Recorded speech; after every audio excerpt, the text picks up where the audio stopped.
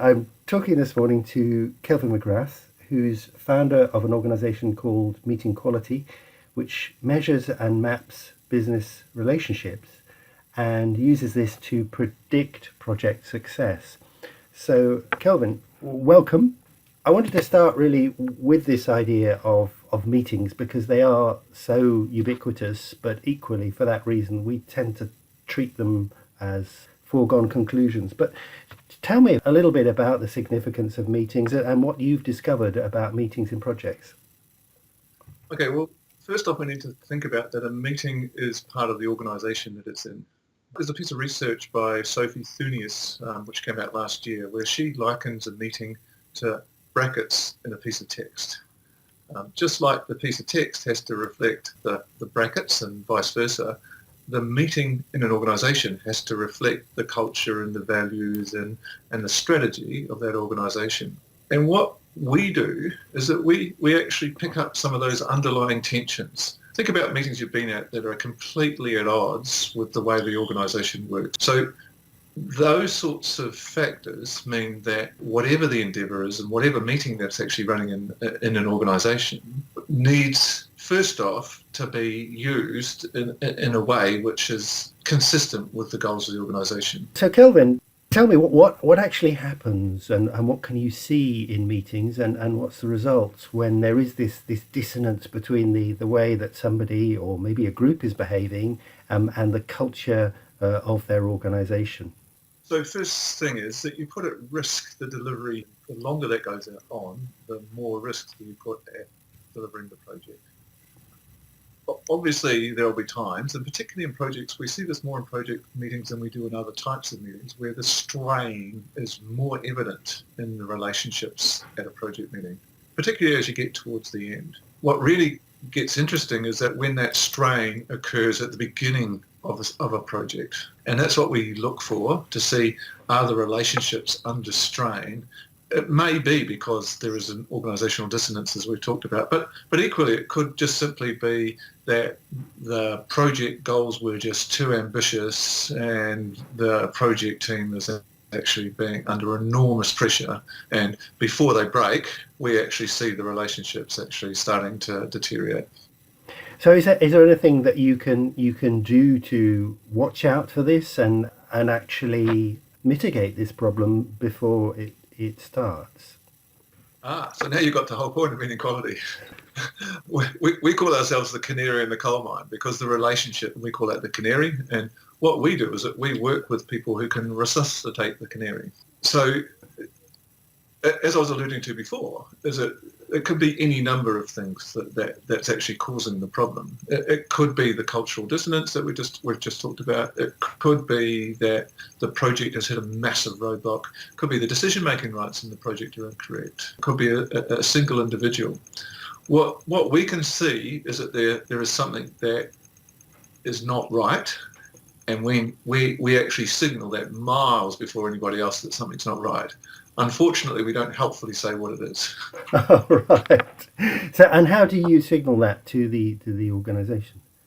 So a couple of ways. So first off, we actually give everyone like a net promoter score, but we give each individual a net promoter score. We never share that with anyone, but we show aggregate results to the organisation. We also show the quality of the relationships and between the steering committee, the stakeholders and the project teams. And that's quite interesting. We originally thought that the quality of the relationships between the steering committee and the project team would be really interesting to examine. But in actual fact, there's very seldom is there many relationships between a steering committee and a project team. Is that because you're talking about two organisations, two parts of the organisation rather than individuals, or is there something else going on there?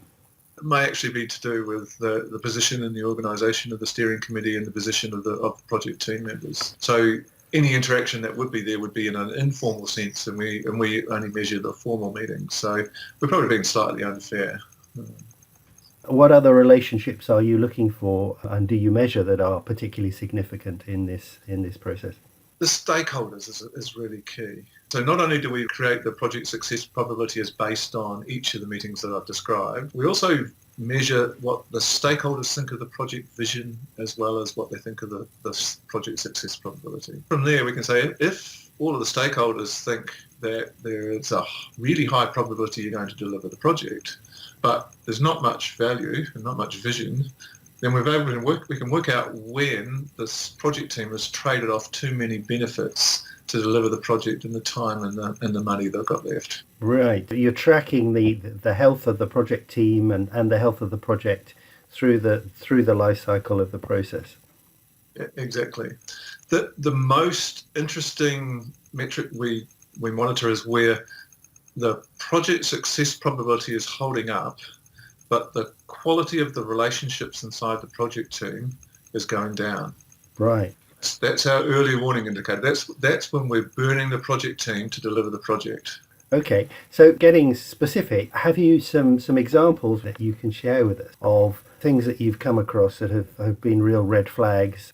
Let's take that last example I gave there, where there was one particular project which had been only live for about 3 months. It was a very large project, and after that 3-month period, the project success probability was hovering around the mid-70s, but the quality of that project team relationships had actually deteriorated quite substantially over that period of time. It was clear that this project was going to fail. It was still being reported in the project portfolio report as being green. Time, cost and quality are all fine. But what had happened was, in this particular instance, the project team had misinterpreted the scope. When the people that we were working with actually used this and actually went back to the project team, they were actually able to see that the project team was actually trying to deliver too much and much more than what was originally intended. And so that just re-baselining of the project team, that took all of the angst out of the relationships, and the relationships improved, and I can say that project actually successfully delivered at a later date. How should what you're doing really be reflected in changes in the way that we look at our projects and the kind of metrics that we apply to projects? So if I was setting up a major project today, how should I be thinking about elements of the meeting quality and the relationship as part of my project dashboard? You do need time, cost and quality reporting. This isn't a replacement for that. What this is the next stage. This is saying that we will give a lead indicator of project success that no one else does. So then to go on to answer your question is that we compare the project success probability as calculated from each of the steering committee, the project team and the stakeholder meetings. And we also measure the quality of the relationship. So the project success probability and the quality of the relationship for each of those 3 meetings. And the interesting thing is that the project success probability will go down before the others have noticed. Right. And so what we do is we watch the project team to see whether there's a bit of just get on with it, toughen up, or whether actually there is a problem. And we have a few mechanisms for doing that. And we're particularly concerned with the stakeholders, as I mentioned before, if they're predicting that the value of what's being delivered is actually being reduced. Did you have problems with credibility and a sense that this isn't really rigorous? How easy is it to get your findings accepted by senior members of the project team or by the project board? There are people, as soon as they see it, say, oh, it's so obvious. Why aren't we doing that? Equally, we have other people going, you're just telling me things I intuitively already know. Right. And how do you deal with that second group? So what we say is that, well, are you sure that you know the quality of the relationships that's actually happening for every project in your portfolio? So you possibly do, but this will give you a number. I remember being in many, many steering committees where I used to get effectively we get the change manager would come in and they actually talk about, okay, so how things are going. It was all very hand-wringy. We might get the odd metric which says here was a pulse survey. But we never actually got something which says, yes, last week was better than this week, and it was better than this week by X%, and it was better than the first week we did this or not. So what meeting quality does is it gives you a number for some perceptions, which the very good project people know intuitively, but probably can't map in the way that we do numerically. All right, so one of the interesting things that we do, particularly with the steering committee, is that when we map the relationships, we actually tell people and we score how they've been rated by other people. Right. Now, that can be a little bit confronting, particularly if you're a very senior manager and you've been rated as actually a negative contributor to a steering committee meeting. We have this thing we call a third meeting, which is really important. So the first meeting is where someone who might be well-meaning but tends to hog the limelight and keeps talking and keeps actually hijacking the meeting for what they believe is valid reasons, gets a negative rating by their colleagues.